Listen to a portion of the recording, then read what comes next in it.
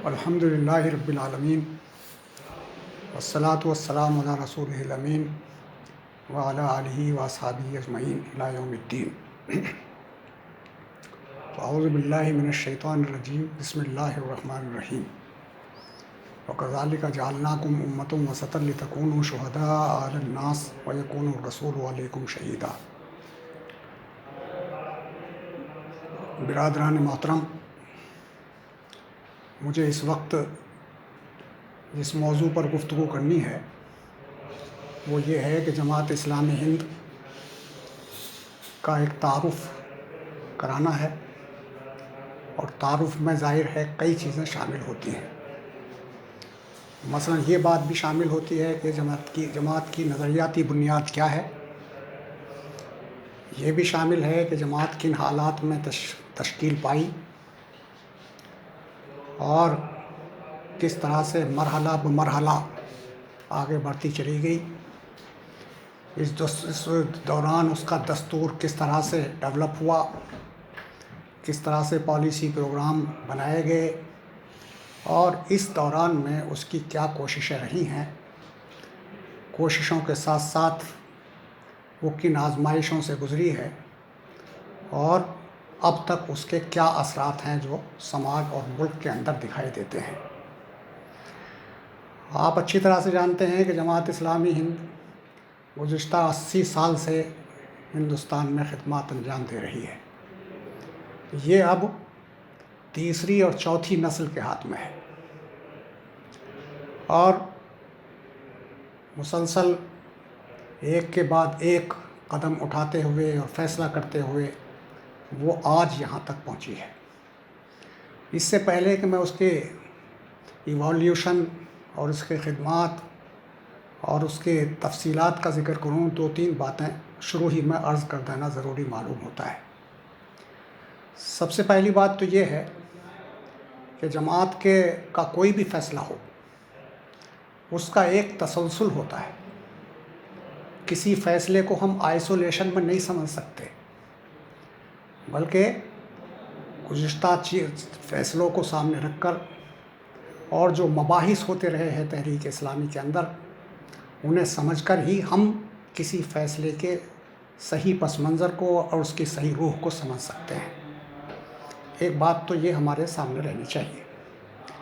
دوسری بات ہمارے سامنے یہ رہنی چاہیے کہ ایک ہوتا ہے کسی تحریک کا ایولیوشن، اور دوسرا ہوتا ہے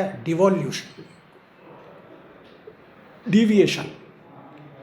یعنی ایولیوشن کا مطلب ہے ارتقاء، اور ڈیویشن کا مطلب ہے انحراف۔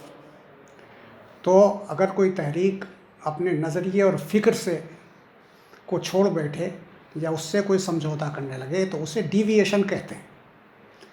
لیکن جب کوئی جماعت مسلسل اپنے فکر کو آگے بڑھاتے ہوئے اور حالات کے تقاضوں کو سامنے رکھتے ہوئے فیصلے کرتی چلی جاتی ہے تو وہ سماج کی رہنمائی کرنے کے اہل ہوتی ہے، لائق ہوتی ہے، اور وہ ڈیولپ کرتی چلی جاتی ہے اور اس کا ایولیوشن ہوتا چلا جاتا ہے۔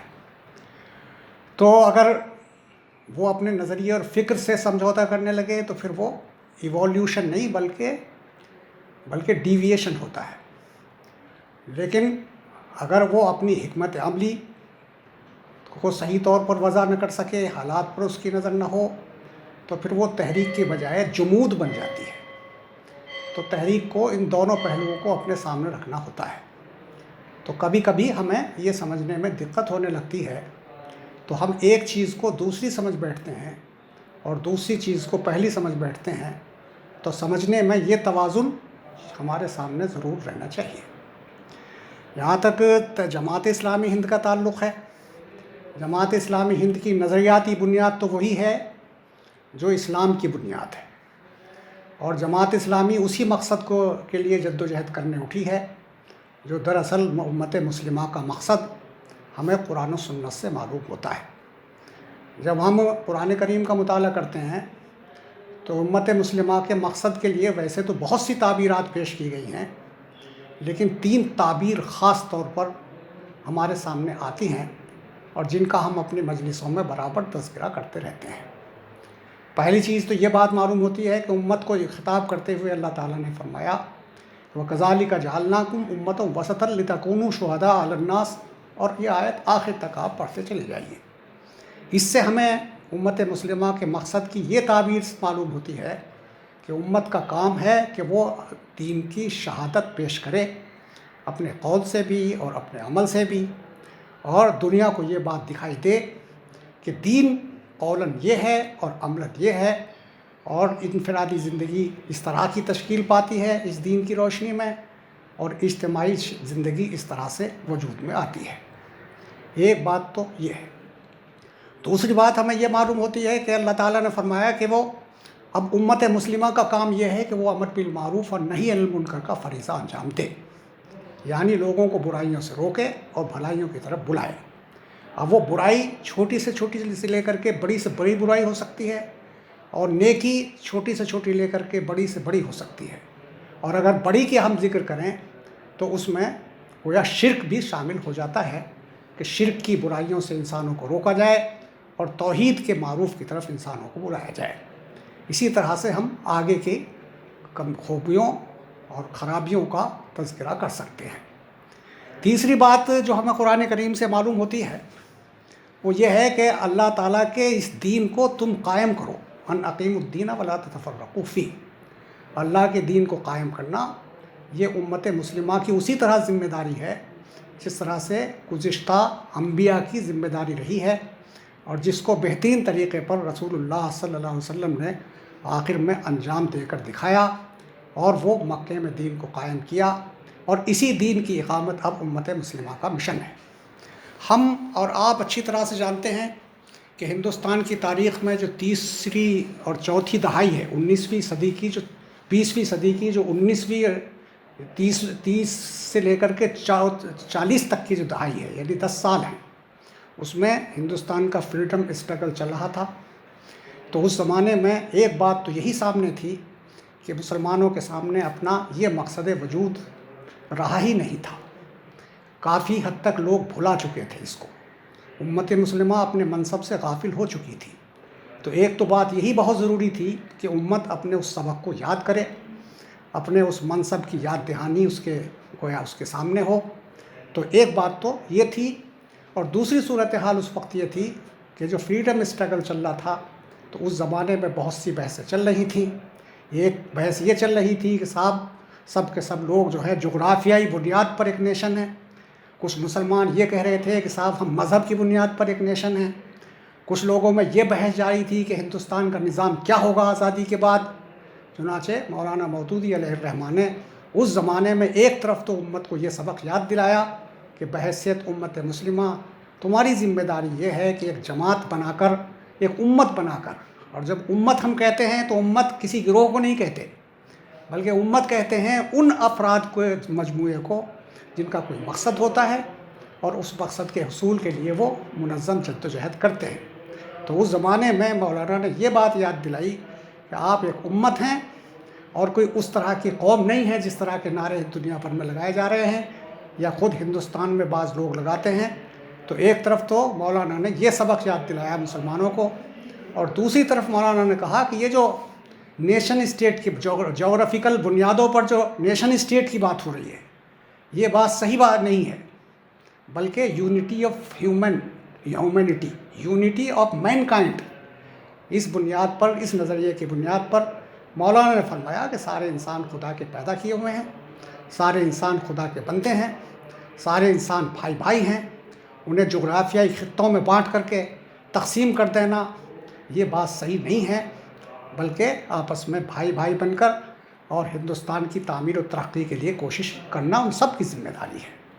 تو ایک طرف تو یہ متحدہ قومیت کی جو بات تھی اس کو مولانا نے رد کیا، اور اسی زور کے ساتھ جو مسلم قومیت کی بات کہی جا رہی تھی اس کو بھی اسی طرح پرزور طریقے پر مولانا نے رد کیا، اور اسی رد تردید کرتے ہوئے اسی کے آخر میں سیاسی کشمکش حصہ 2 اول اور سوم تو متحدہ قومیت کی تردید میں لکھی گئی تھے مضامین، اور مسلم قومیت کے پر جو تنقید کی گئی ہے وہ حصہ سوم ہے۔ اور حصہ سوم کے آخر ہی میں مولانا نے یہ بتایا کہ مسلمانوں کو ایک جماعت بنا کر کے کس طرح سے اپنا فرض منصبی ادا کرنا چاہیے. تو وہ ایک جماعت کی ضرورت ظاہر کی گئی، اور ہوتے ہوتے آخر میں مولانا نے یہ اعلان کیا کہ جو لوگ ایک جماعت بنا کر اللہ کے دین کی اقامت کے لیے یا اللہ کے دین کو قائم کرنے کے لیے جد و جہد کرنا چاہتے ہیں، وہ فلاں تاریخ کو دارالاسلام پٹھان کوٹ میں جمع ہو جائیں. اور اس آواز پر بہت سے لوگوں نے لبیک کہا، اور پہلے مرحلے میں 75 افراد سن 41 میں 25 سے 28 اگست تک لاہور میں جمع ہوئے. پٹھان کوٹ میں حالات ایسے نہیں رہ گئے تھے بعض وجوہ سے، تو وہ لاہور میں جمع ہوئے 25 سے 28 اگست تک 1941 میں. اور اس زمانے میں تفصیل سے وہاں گفتگو ہوئی کہ ایک جماعت کی ضرورت ہے، جماعت کا یہ مقصد ہوگا، جماعت کے لیے ایک امیر چاہیے، جماعت کے لیے ایک شورا کی ضرورت ہے، اور شورا جو ہے وہ فیصلے کرے، پالیسی سازی کرے. ان ساری چیزوں پر تفصیل سے گفتگو کے بعد وہ 75 افراد نے گویا جماعت کو بنانے کا یا تشکیل کرنے کا فیصلہ وہاں کیا، اور اس کے فوراً بعد امیر جماعت کا انتخاب عمل میں آیا. گویا 25، 26، 27 اور 28 اگست یہ 4 دن ہیں، اور ان میں جو 26 اگست کی تاریخ ہے اس میں جماعت کو بنانے کا اور اس کے لیے امیر منتخب کرنے کا فیصلہ کیا گیا. اور اس کے بعد پھر شورا کا انتخاب ہوا، اور شورا نے جو 4 نکاتی لائحہ عمل تیار کیا پہلے ہی مرحلے میں، تشکیل کے فوراً بعد ہی. اب میں پھر ایک بات یہ عرض کرتا ہوں کہ جماعت نے کہاں سے اپنے آغاز کیا اور اب ہوتے ہوتے جماعت کہاں تک پہنچی، اس پر ہم اور آپ اچھی طرح سے نظر رکھیں. تو میں یہ عرض کر رہا ہوں کہ شورا کا جب پہلا اجلاس لاہور میں ہوا تو اس میں اس شورا نے 4 نکاتی لائحہ عمل ترتیب دیا، جسے ہم بعد میں پالیسی بھی کہتے ہیں، اور اس کے مختلف نام ہم رکھ سکتے ہیں. لیکن وہ لائحہ عمل کیا تھا؟ پہلا تو یہ تھا اس میں کہ علمی اور تعلیمی کام ہونا چاہیے، یعنی کتابوں کی تیاری ہو، لٹریچر تیار کیا جائے، اور تعلیم کے لیے ایک پورا نظام بنایا گیا، باقاعدہ اس کے نقشہ اور خاکہ ترتیب دیا گیا. وہ الگ بات ہے کہ ملک کی تقسیم کے بعد ایسے حالات نہیں رہے کہ اس نقشے کے مطابق کام ہوتا، لیکن بہرحال پہلے ہی مرحلے میں ہماری اس کی مرکزی شورا نے اس کی ضرورت محسوس کی کہ لٹریچر بھی تیار ہو اور تعلیم کا نظام بھی کھڑا کیا جائے. تو پہلا کام تو یہ تھا. دوسرا کام یہ تھا کہ نشر و اشاعت ہو، جو لٹریچر ہو اس کو پھیلایا جائے، مختلف زبانوں میں اس کے ترجمے کیے جائیں، اور پھر اس کو عام کرنے کے لیے جو تدابیر بھی ممکن ہیں وہ اختیار کی جائیں. اور جو میڈیا ہو سکتا ہے، اس زمانے میں ترجمان القرآن خود ایک میڈیا تھا، ایک پرچہ تھا، میگزین تھی، اس کے ذریعے سے، اور جو دوسرے اخبار اور پرچے ہو سکتے تھے. اور اس زمانے میں بعض ہمارے جماعت کے جو رفقۂ جماعت تھے وہ نکالتے تھے، تو ان کے ذریعے سے جماعت کی دعوت، اس کا پروگرام، اس کا لائحہ عمل عام کیا جائے، لوگوں تک پہنچایا جائے. تیسرا تھا دعوت اور تبلیغ کا کام، یعنی لوگوں تک اسلام کی دعوت پہنچے. اس میں برادران وطن بھی شامل تھے اور اس میں برادران اسلام بھی شامل تھے. تو دعوت اور تبلیغ کا کام یہ بڑے پیمانے پر ہونا چاہیے. اور چوتھا کام تھا اپنی تنظیم کو مضبوط کرنا، آرگنائزیشن کو گویا اسٹیبلش کرنا، کنسولیڈیٹ کرنا. یہ 4 کام تھے جو شورا کے پہلے ہی اجلاس میں طے کیے گئے، اور اس کے بعد پھر کام آگے بڑھتا چلا گیا. اس کے بعد 2 ملکی سطح کے اجتماعات ہوئے اور 5 علاقائی سطح کے اجتماعات ہوئے. اب یہ الگ تفصیل ہے، ہر اجتماع کی تفصیل الگ ہے، یہاں اس کا موقع نہیں ہے کہ اس تفصیل پر روشنی ڈالی جائے. لیکن یہ بات مجھے عرض کرنی ہے کہ انہیں اجتماعات میں 25 سے 27 اپریل 1947 کو مدراس میں جو اجتماع ہوا، اور آپ ان تاریخوں کو دیکھ کر سمجھ رہے ہوں گے کہ کچھ ہی دن کے بعد ملک کو تقسیم ہو جانا تھا، اور اس تقسیم سے چند ماہ قبل ہی گویا یہ اجتماع مدراس میں منعقد ہوا. اور اس میں مولانا مودودی علیہ الرحمہ خود شریک تھے. اور وہ مولانا کی ایک تقریر جو اس میں ہوئی ہے، گویا وہ شروع میں جماعت کے جو ہندوستان کا جو حصہ تھا، ہندوستان میں جو جماعت کا حصہ باقی رہ گیا تھا یا ارکان جماعت باقی رہ گئے تھے، ان کے لیے گویا ایک لائحہ عمل کی حیثیت رکھتا ہے. تو مولانا مودودی نے اس میں جو 4 نکاتی لائحہ عمل دیا ان لوگوں کے لیے جو ہندوستان میں رہنے والے تھے، کیونکہ پاکستان کو بننے کا فیصلہ ہو چکا تھا. اب ایک حصہ تو پاکستان بننا تھا، دوسرا حصہ ہندوستان رہنا تھا۔ تو مولانا نے اپنی تقریر میں روشنی ڈالتے ہوئے کہا کہ جو لوگ ہندوستان کے اس حصے میں رہ جائیں گے اب ان کو کن کاموں کی طرف خاص توجہ دینی چاہیے، میں یہ بات پیش کر رہا ہوں۔ تو مولانا نے 4 نکاتی پروگرام دیا کہ اب جو لوگ ہندوستان میں رہیں گے انہیں 4 نکات پر خاص طور سے کام کرنا چاہیے۔ پہلا کام تو فرقہ وارانہ کشمکش کا خاتمہ ہونا چاہیے ہندوستان میں۔ یہ جو فرقہ وارانہ کشمکش تھی، ظاہر ہے اسی کے نتیجے میں ملک تقسیم بھی ہوا تھا، اسی کے نتیجے میں خون خرابہ بھی ہوا تھا۔ ادھر بنگال میں بھی خون خرابہ ہوا تھا، ادھر پنجاب میں بھی خون خرابہ ہوا تھا، اور فرقہ پرستی ہوا عروج پر تھی۔ تو مولانا کا کہنا یہ تھا کہ یہ فرقہ پرستی کے ساتھ یا اس ماحول میں لوگ کسی اچھی بات پر توجہ نہیں دے پاتے، اور وہ گویا پولرائزڈ ہو جاتے ہیں اور نفرت پیدا ہو جاتی ہے، اور جس قوم سے کسی کو نفرت پیدا ہو جائے تو اس کی کوئی بات بھی پھر اچھی نہیں لگتی۔ تو اب ہماری کوشش یہ ہونی چاہیے کہ فرقہ پرستی یا فرقہ وارانہ جو فضا ہے یہ کم ہوتی چلی جائے، بالآخر ختم ہو جائے۔ اور دوسرا کام جو بہت ضروری ہے وہ یہ ہے کہ مسلم معاشرے میں دین کا علم عام کیا جائے، مسلمانوں کو معلوم ہو کہ وہ خود کیا مقصد رکھتے ہیں، اللہ تعالیٰ نے انہیں کیوں پیدا کیا ہے، نبیوں پر ایمان لانے کے تقاضے کیا ہیں، قرآن و سنت پر ایمان لانے کا مطلب کیا ہے، اور انفرادی اور اجتماعی حیثیت سے انہیں کیا کرنا چاہیے۔ دوسرا کام یہ ہے۔ تیسرا کام ہے کہ ملک کے ذہین طبقے کو تحریک کی طرف دعوت دی جائے۔ جو ذہین طبقہ تھا ہندوستان میں، چاہے وہ مسلمان ہوں چاہے وہ غیر مسلم ہوں، تاکہ وہ اپنی ذہانت کا صحیح طور پر استعمال کریں اور اس دین کو لے کر کھڑے ہو جائیں اور اس دین کو دلائل کے ساتھ لوگوں کے سامنے پیش کر سکیں۔ اور چوتھا کام یہ تھا کہ علاقائی زبانوں میں تحریر اور تقریر کی صلاحیت پیدا ہو جائے ہمارے کارکنوں میں، اور علاقائی زبانوں میں لٹریچر کی تیاری بڑے پیمانے پر ہو، اس لیے کہ یہاں ہر علاقے کی اپنی زبان اس وقت بھی تھی اور آج بھی ہم دیکھ رہے ہیں۔ تو مولانا نے 1947 ہی میں اس پر خاص زور دیا کہ علاقائی زبانوں میں لکھنے کی اور بولنے کی صلاحیت ہمارے کارکنوں میں ہو، اور اسی زبانوں میں جو لٹریچر ہمارے پاس موجود ہے اس کا ترجمہ ہو، اور نیا لٹریچر بھی ان زبانوں میں تیار کیا جائے۔ اس کے بعد آپ کو معلوم ہے کہ 1947 میں پٹھان کوٹ میں جو اجتماع منعقد ہوا اس میں قیم جماعت نے جو رپورٹ پیش کی، ابھی ملک تقسیم نہیں ہوا تھا، جو آخری رپورٹ پیش کی ہے ہندوستان اور پاکستان کی مشترکہ جماعت کی، تو قیم جماعت کی رپورٹ کے مطابق اس وقت 532 ارکان تھے پورے ملک، یعنی ہندوستان اور پاکستان کو ملا کر، اس میں اور 81 جماعتیں تھیں اور 109 منفرد ارکان تھے، جبکہ ہندوستان جو باقی ادھر حصہ تھا ہندوستان کا حصہ، اس میں 532 میں سے صرف 242 ارکان باقی رہے تھے۔ گویا 242 ارکان تھے ہندوستان کے اس حصے میں جس میں ہم رہتے ہیں، جس کے ساتھ یہاں کی جماعت نے اپنا سفر آگے جاری رکھا۔ 14 اور 15 اگست کو 2 ملک الگ الگ وجود میں آ گئے۔ اب اس کے بعد یہ سوال تھا کہ صاحب ہندوستان میں مولانا مودودی تو جو امیر جماعت تھے پوری جماعت کے، وہ تو پاکستان چلے گئے تھے، تو ہندوستان کی جماعت کا کیا ہو؟ تو اس پر غور ہوتے ہوتے بالآخر 16 اپریل 1948 کو الہ آباد میں ہندوستان کے یہ ارکان جمع ہوئے، اور انہوں نے یہ فیصلہ کیا کہ ہمیں جماعت کو جاری رکھنا ہے، ہمارا ایک امیر ہوگا ہندوستان کی جماعت کا، اور وہ گویا مشورے کے ساتھ اپنے کاموں کو جاری رکھے گی۔ تو مولانا ابواللیث اصلاحی ندوی امیر جماعت اس میں منتخب ہوئے الہ آباد میں، اور وہیں شورا کا انتخاب بھی ہوا، اور یہ بھی طے ہوا کہ اب آئندہ ہمیں کیا کرنا ہے۔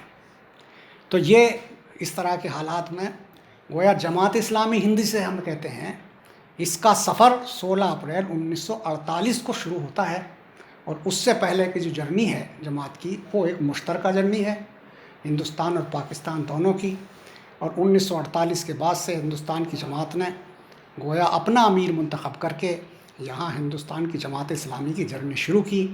اور آپ کو معلوم ہونا چاہیے کہ تشکیل جدید کے حالات کیا تھے۔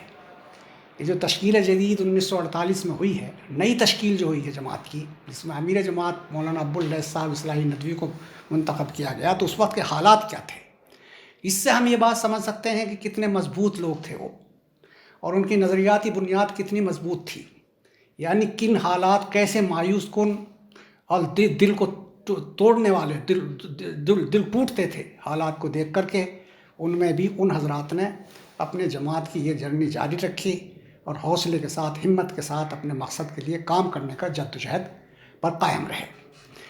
پہلی بات تو یہی تھی کہ جماعت اپنے امیر اور بہت سے کارکنان کی خدمات سے محرومی ہو گئی تھی۔ امیر جماعت خود پاکستان چلے گئے تھے اور بہت سارے لوگ پاکستان سے اور جنوبی شمالی ہندوستان سے وہ بھی پاکستان چلے گئے تھے، تو گویا اچھی خاصی تعداد اور جو باصلاحیت افراد تھے وہ ادھر چلے گئے تھے، تو یہاں کی جماعت گویا بہت محروم ہو گئی تھی اپنے اچھے اچھے کارکنوں سے، اور خود اپنے اس امیر جماعت سے جو جماعت کے بانی بھی تھے۔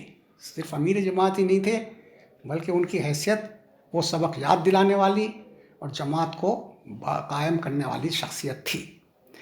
فرقہ وارانہ کشمکش عام تھی، بڑے پیمانے پر فسادات ہو رہے تھے، آبادیاں ادھر سے ادھر، ادھر سے ادھر منتقل ہو رہی تھیں، ملک کے مشرق اور مغرب دونوں طرف یہ صورتحال تھی، اور مسلمانوں میں ایک طرح سے مایوسی تھی، اور ان پر ملک کو تقسیم کرنے کا الزام بہت شدت کے ساتھ فرقہ پرست جو طاقتیں تھیں وہ لگا رہی تھیں، اور مسلمانوں کو گویا الزام دے رہی تھی کہ انہوں نے ملک تقسیم کر لیا اور ایک ملک لے کر بیٹھ گئے، اور اس ہندوستان کے حصے میں بھی یہ اپنے حق کی بات کرتے ہیں۔ تو مسلمانوں کے اندر بڑی مایوسی اس وقت ہو گئی تھی۔ بعض گروہوں کی طرف سے شدی کی مہم چلائی جا رہی تھی، چنانچہ پنجاب میں، ہریانہ میں، اتر پردیش کے بعض علاقوں میں، متھرا، آگرہ، جیسے اضلاع میں لوگ دین سے پھر رہے تھے، اور شدھی کی تحریک چلانے کی کوششیں جو کی جا رہی تھیں، اس کا اثر یہ ہوا کہ بعض مسلمان ہندو مذہب کی طرف لوٹ گئے، اور بڑی گویا دل شکن صورتحال تھی۔ مسلمانوں کی بعض آبادیاں، ہریانہ ہے، پنجاب ہے، یہ سب مرتد ہو رہی تھی، اور جارحانہ قوم پرستی تحریک زوروں پر تھی، اور مشرکانہ مذاہب تھے۔ یہاں کوئی توحید کا مذہب تو تھا نہیں، جتنے مذاہب تھے وہ سب مشرکانہ تھے۔ کمیونزم طوفان کی طرح آ رہا تھا، جو ایک الہادی نظریہ تھا، جو خدائی کو نہیں مانتا تھا۔ تو ملک چلانے کا کوئی پروگرام یہاں ہندوستان میں اپنے کوئی نظریاتی بنیادوں پر نہیں تھا۔ تو انہی حالات میں بہرحال جماعت نے اپنا سفر جاری رکھا، اور اپنا ایک امیر منتخب کر کے جماعت اپنا کام کرتی رہی۔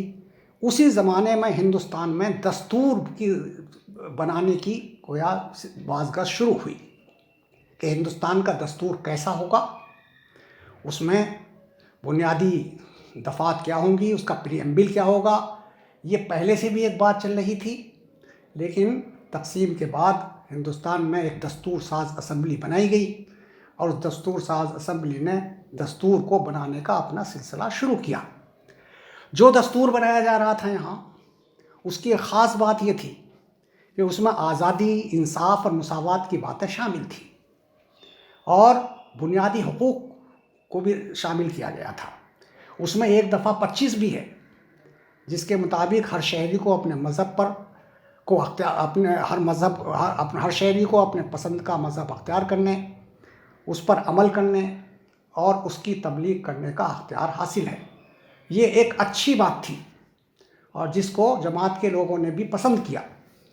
دوسری خاص بات یہ تھی کہ وہ گویا اس کی آزادی ہے تو ہم اپنی بات کو کہہ سکتے ہیں، دوسرے کی بات بھی ہم سن سکتے ہیں۔ تو اگر کسی دستور میں یہ بات موجود ہے تو پھر ہمیں اس کے پازیٹیو سائڈ پر بھی غور کرنا چاہیے۔ چنانچہ ان حالات میں جماعت نے 3 کاموں پر خاص توجہ دی۔ پہلی بات توجہ تو یہ دی کہ مسلمانوں کے قدم جمے رہیں، اور وہ یہاں سے دوسرے ملک پاکستان نہ جائیں۔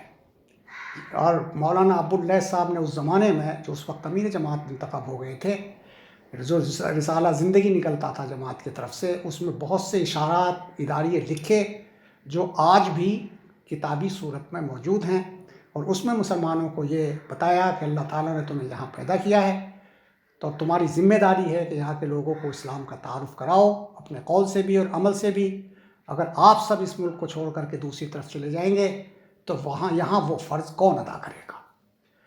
تو ہمیں اپنے قدم مضبوط رکھنے چاہیے، اسلام پر عمل بھی کرنا چاہیے، اور دوسرے انسانوں کے سامنے اسے پیش بھی کرنا چاہیے، اور مسلمانوں کے لیے یہ کوشش کی گئی کہ ان کے قدم لڑکھڑانے نہ پائیں اور مضبوطی کے ساتھ ہندوستان میں جمے رہے. پہلا کام تو جماعت نے گویا یہ کیا.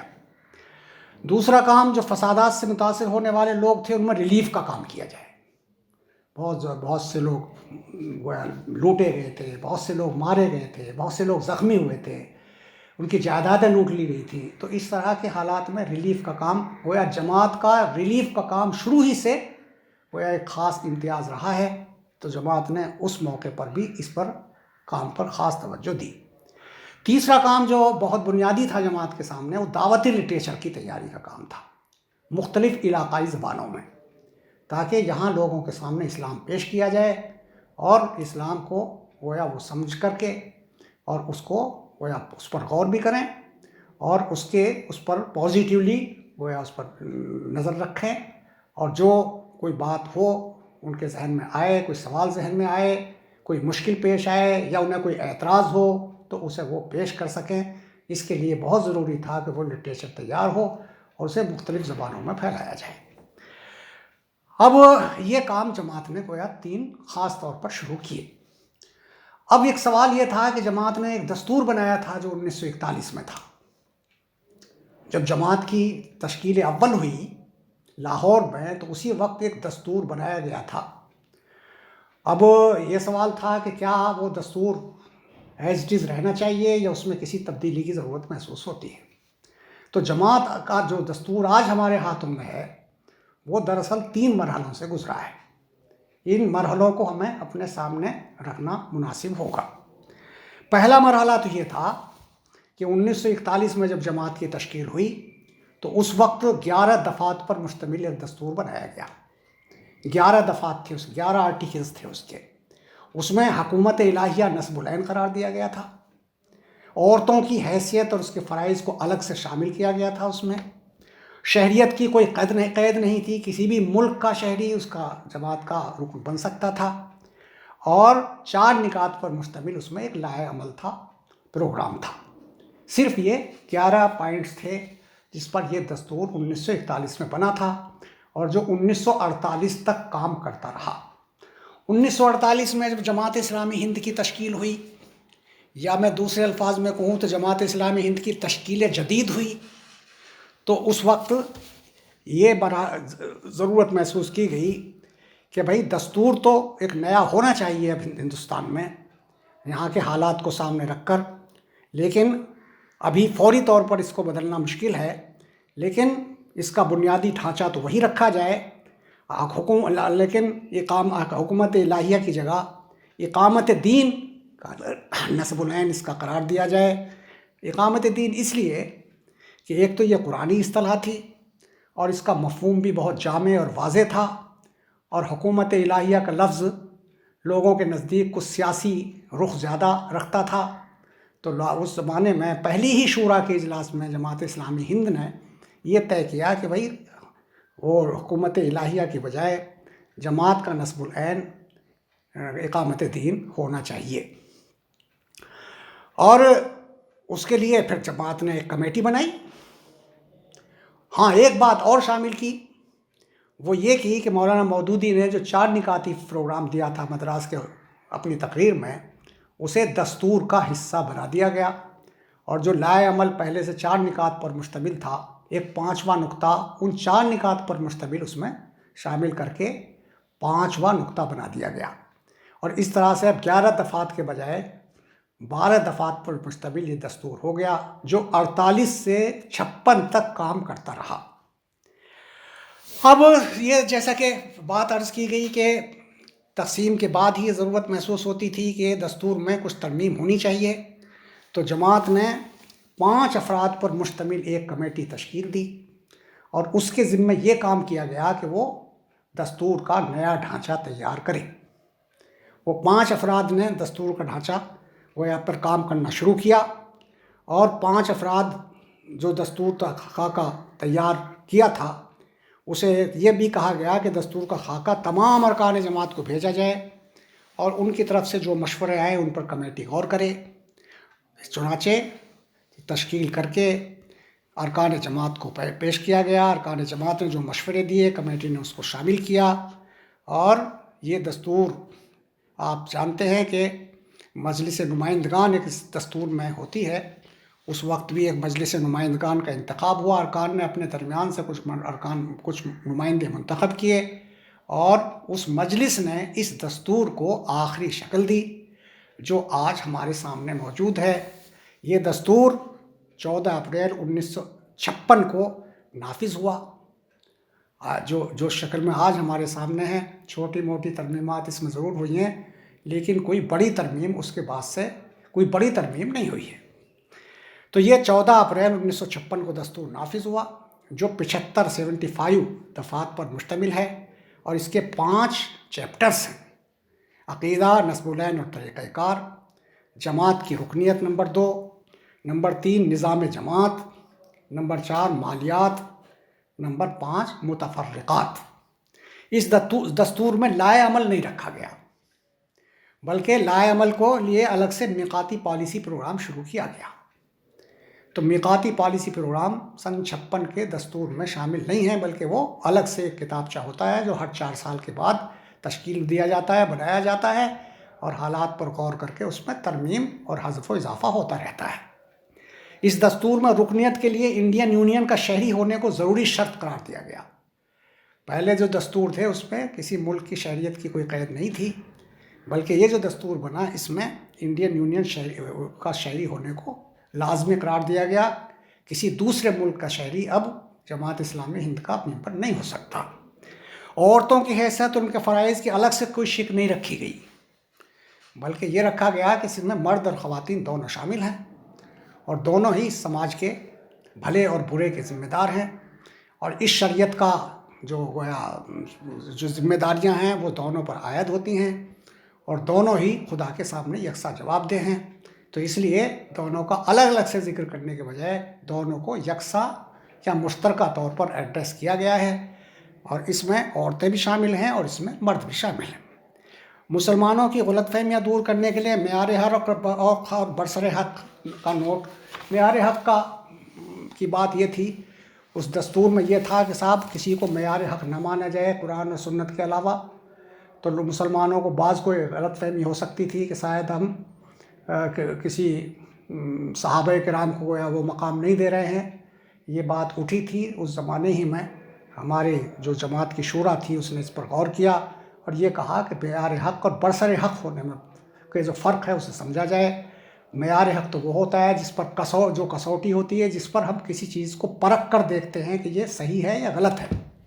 برسر حق وہ ہے جو حق پر ہو۔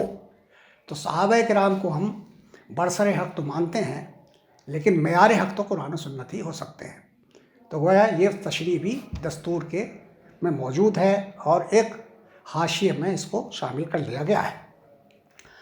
طریقہ کار کے سلسلے میں جو بحث چلی جماعت میں شروع سے، وہ یہ تھا کہ دیکھیے قرآن و سنت تو ہماری اساس ہوں گی، بنیاد ہوں گی، قرآن و سنت سے الگ ہٹ کر ہم کوئی طریقہ اختیار نہیں کر سکیں گے۔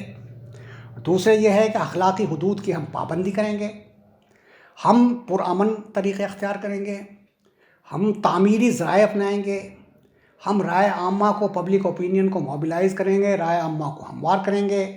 ہم کوئی ایسا کام نہیں کریں گے جس سے فساد پھیلتا ہو، جس سے فتنہ انگیزی ہوتی ہو، جس سے فرقہ پرستی بڑھتی ہو، جس میں گویا سماج میں امن و امان کا خلل پیدا ہوتا ہو۔ ایسے ذرائع ہم نہیں اختیار کریں گے، اور یہ بات ہمارے سامنے شروع سے رہی ہے، اور یہ اس لیے رہی ہے کہ قرآن و سنت کی تعلیم یہی ہے۔ اب اگر پالیسی پروگرام کی بات ہے، 1941 کے دستور میں جیسا کہ بات آ چکی ہے، ابتدائی لائحہ عمل رکھا گیا تھا، وہ دستور کا حصہ تھا۔ 1948 میں ابتدائی لائحہ عمل کے ساتھ 5ویں دفعہ عملی تشریحات کی رکھی گئی تھی، جو مولانا مودودی کے دیے ہوئے 4 نکات تھے جو انہوں نے خطبہ مدراس میں دیے تھے۔ اب موجودہ دستور کی منظوری اور نفاذ کے بعد پالیسی پروگرام کا سلسلہ شروع ہو گیا۔ چنانچہ سن 56 میں پہلی پالیسی پروگرام جو بنائی گئی، وہ اس میں 3 کام شامل کیے گئے۔ پہلا کام تھا تربیت اور استحکام کا، یعنی اپنے کارکنوں کی تربیت بھی ہو اور نظم مضبوط بھی ہو ہمارا۔ آپ کو یاد ہونا چاہیے کہ بالکل شروع میں جو شورا کا اجلاس سن 41 میں ہوا تھا، اس میں بھی تنظیم کو مضبوط کرنے کی بات لائے عمل میں شامل کی گئی تھی۔ چنانچہ یہ بہت بنیادی ضرورت تھی اور یہ پہلے پالیسی پروگرام میں جو 1956 میں بنایا گیا تھا جماعت نے اس کو شامل کیا۔ دوسرا کام جو پالیسی پروگرام میں تھا وہ دعوتی کام تھا، مسلمانوں میں بھی اور غیر مسلم حضرات یعنی برادران وطن میں بھی۔ اور تیسرا کام تھا ملی مسائل کا، یعنی مسلمانوں کو جو مسائل درپیش تھے اس وقت یا آئندہ درپیش ہوں گے، اور آج بھی آپ جانتے ہیں کہ ملت کو کن مسائل کا سامنا ہے، کبھی ان کے جان اور مال اور ایمان کو خطرہ ہوتا ہے، اور کبھی ان کی پہچان اور تشخص کے لیے مسائل پیدا ہوتے ہیں، اور یہ روز مرہ کی زندگی میں ہم برابر دیکھ رہے ہیں۔ اس زمانے میں بھی اس طرح کے مسائل تھے، اور ظاہر ہے ایک ملت ہے تو مسائل بھی اس کو درپیش ضرور ہوں گے، تو ان مسائل کو حل کرنے کے بھی گویا اس میں شامل کیا گیا۔ 3 نکات پر مشتمل وہ پالیسی پروگرام تھا۔ اب ہر 4 سال میں جماعت اپنی پالیسی پروگرام وضع کرتی ہے، اس کے مطابق 4 سال تک کام ہوتا ہے۔ اب جو نئی میقات چل رہی ہے یہ 1919 سے لے کر کے 1923 تک جو چلے گی، وہی 2019 سے لے کر 2023 تک جو چلے گی، وہ 10 نکات پر مشتمل پالیسی ہے اس وقت ہماری۔ یہ پالیسی کے نکات بدلتے رہے ہیں، اس کی تعداد بھی گھٹتی بڑھتی رہی ہے، کبھی یہ تعداد 5 رہی، کبھی 7 رہی، کبھی 8 رہی، کبھی اب یہ 10 ہے۔ اب 10 نکات پر پالیسی مشتمل کتاب چاہے ہمارا جو ہمارے سب کے ہاتھوں میں ہونا چاہیے۔